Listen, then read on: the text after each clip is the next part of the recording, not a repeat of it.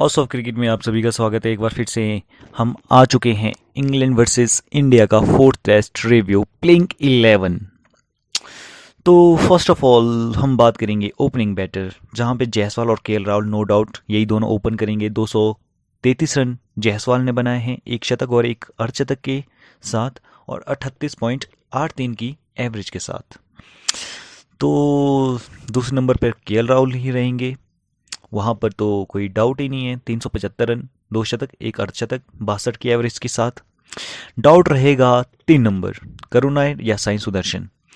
लेकिन हमें ये भी देखना होगा कि सबसे पहले ऋतुराज गायकवाड़ को टीम में लाया गया, फिर अभिमन्यु ईश्वरन को, लेकिन खेलते पहले अभिमन्यु ईश्वरन है। लेकिन अब साई सुदर्शन को जैसे डेब्यू का और चयन हुआ और डायरेक्टली डेब्यू करा गया, और करुण नायर की वापसी, और डायरेक्ट इन दोनों में से ही खिला रहे हैं हम। और वहाँ पर जो ऋतुराज गायकवाड़ और अभिमन्यु ईश्वरन है, और उन दोनों को तो हम भूल ही चुके हैं। जैसे क्यों ना हम 3 नंबर अभिमन्यु ईश्वरन को डाल दें, क्योंकि सबसे पहले टीम में वही आए थे और वो बेंच पे बैठे रहते, और जो भी नेक्स्ट बैट्समैन आता था सिलेक्शन हो जाती, तो वो प्लेइंग में खेल जाता था। और इसी कंडीशन में हम ये भी देखते हैं कि करुण नायर और साई सुदर्शन अभी भी खेल रहे हैं टीम में। 4 नंबर में रखूंगा शुभमन गिल, नो डाउट वही खेलेंगे। 5 नंबर मैं करुण नायर को सेट करूंगा, क्योंकि Karun Nair middle order batsman है। 3 नंबर एक बहुत डिफिकल्ट कंडीशन रहती है। 3 नंबर पे एक ओपनर एज अ फ्लोटर खेल सकता है, 3 नंबर भी, जो नई बॉल से खेले। और करुण नायर को मैं 5 नंबर पे पुट करूंगा। और 6 नंबर ऋषभ पंत एंड ध्रुव जुरल में से कोई एक ही खेलेगा, क्योंकि ऋषभ पंत चोटिल है, क्या पता ध्रुव जुरल ही खेल पाए। और डायरेक्ट ओवल में ऋषभ पंत को डाल दो टीम में।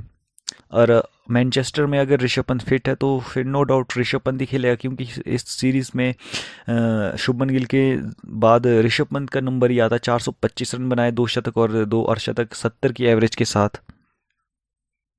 और उसके बाद no doubt Ravindra Jadeja, he is a master class masterpiece, the GOAT of Indian cricket. And 8वें नंबर पर वॉशिंगटन सुंदर, पिछले मैच में 2-3 विकेट बहुत इंपॉर्टेंट ली थी। वो दूसरी बात है कि बैटिंग क्लैप्स कर गई हमारी। एंड जसप्रीत बुमराह, अगर जसप्रीत बुमराह को 4 टेस्ट मैच में खिलाना है और या नहीं खिलाना है, अगर ये सोचेंगे मैनेजमेंट की हमने जसप्रीत बुमराह को नहीं, हमने 5th मैच ही खिलाना है, तो 5th मैच का फ़ायदा ही नहीं है। जब आप 4th मैच लूज़ कर जाओगे तो फिर 5वें मैच में खिला के करोगे क्या। इसलिए जसप्रीत बुमराह को ये वाला मैच खिलाना है, क्योंकि जसप्रीत बुमराह का क्लियर कटर था कि मैं 3 ही मैच खेलूँगा। तो 2 मैच तो जसप्रीत बुमराह खेल चुके हैं, और ये फाइनल मैच है, इसको खेलना ही होगा जसप्रीत बुमराह को।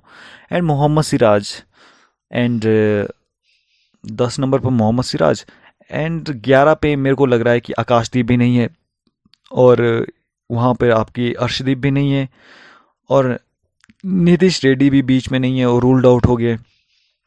अंशुल कंबोज को लाया गया है। मुझे लगता है अंशुल कंबोज, जिस तरह से लाइन लेंथ है, उनकी एक्यूरेसी है, स्पीड है, लंबे स्पेल्स डाल सकते हैं अंशुल कंबोज। मुझे लगता है अंशुल कंबोज का डेब्यू भी हो सकता है वहाँ पर।